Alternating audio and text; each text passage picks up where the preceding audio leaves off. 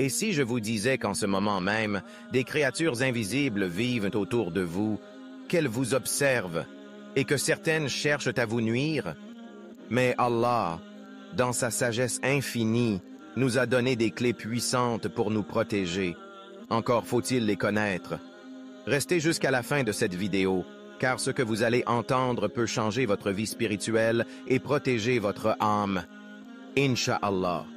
Avant de commencer, abonnez-vous à notre chaîne pour ne rien rater des rappels, des histoires spirituelles et des secrets révélés par le Coran et la Sunna. Et surtout, inondez les commentaires de prière sur notre prophète Muhammad.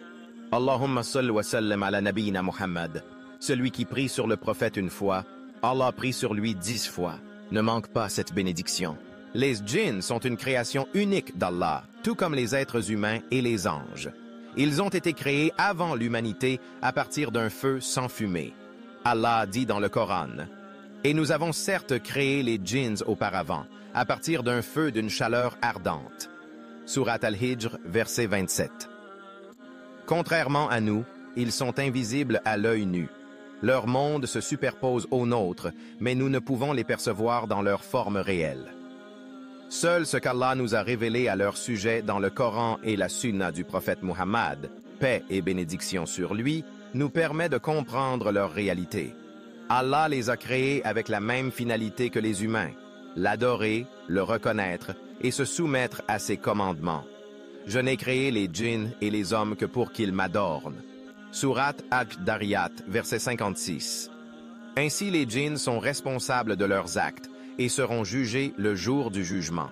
Ceux qui croient et obéissent à Allah auront le paradis comme récompense, tandis que ceux qui rejettent la foi et commettent le mal seront conduits en enfer. Le monde des djinns est un univers caché à nos sens. Ils vivent parmi nous, mais sans que nous puissions les voir. Ils ont des sociétés, des religions, des cultures, et se marient et se reproduisent. Ce qui les rend particulièrement mystérieux, c'est leur capacité à changer d'apparence et à se déplacer rapidement. Ils peuvent traverser de longues distances en un instant. Certains peuvent même voler ou se rendre invisibles, selon le niveau de puissance qu'Allah leur a permis d'avoir. Le prophète Muhammad nous a appris que les djinns sont de différentes sortes. Certains volent dans les airs, d'autres rampent comme des serpents et certains vivent dans les ruines ou les déserts. Tous les djinns ne sont pas mauvais. Il existe des djinns croyants, pieux et obéissants, tout comme il y a des djinns mécréants, rebelles et sataniques, appelés shayatin, démons. Le Coran rapporte leurs propres paroles. Il y a parmi nous des justes et d'autres qui le sont moins. Nous sommes divisés en différentes voies. Surat Al-Jinn, verset 11. Certains djinns se convertissent à l'islam après avoir entendu la récitation du Coran. D'autres, en revanche, persistent dans la désobéissance et cherchent à tromper les humains, à semer le doute dans leur foi et à provoquer le mal dans leur vie. Un djinn peut entrer dans le corps d'un humain, surtout dans cas de faiblesse spirituelle, de péché, de colère excessive, de peur intense ou suite à des pratiques de sorcellerie. Cette présence peut provoquer des troubles physiques et psychologiques, des pensées sombres, de la fatigue chronique ou même des crises incontrôlables. L'imam Ibn Baz, qu'Allah lui fasse miséricorde, disait « Si l'on récite sur la personne atteinte les versets du Coran avec foi, sincérité et crainte d'Allah, et qu'on ordonne au djinn de sortir au nom d'Allah, il peut obéir et s'en aller, surtout s'il possède un peu de foi. Mais parfois, le djinn résiste. Il peut s'accrocher, devenir agressif ou manipuler l'individu de l'intérieur. C'est pour cela qu'il est primordial de se protéger avant d'être touché, comme nous l'a enseigné le prophète. Allah, dans sa miséricorde, nous a donné des moyens puissants pour se protéger contre les djinns malveillants, les invocations quotidiennes.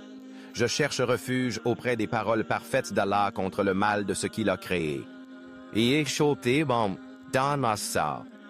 À répéter 3 fois matin et soir.